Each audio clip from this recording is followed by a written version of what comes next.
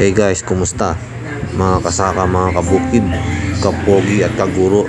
Ito naman tayo sa isang video na napakaganda. Ito nga pala sa General Santos. Napakaganda diyan sa lugar na yan. At ang mga pilit nila, ang amenities nila, ang lugar ay napakaganda.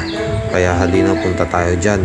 At patuloy na ating puntahan ang sariling atin at turismo ng ating bansang Pilipinas. Kaya kung pupunta tayo dyan, dapat talagang mag-enjoy dapat tayo sa napakagandang turismo ng General Santos.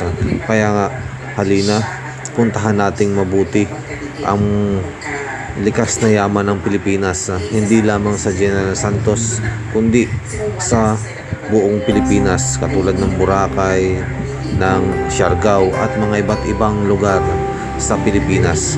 Punta rin tayo sa Palawan, sa mga iba't ibang lugar na makikita natin ang mga magagandang katangian ng bansang Pilipinas.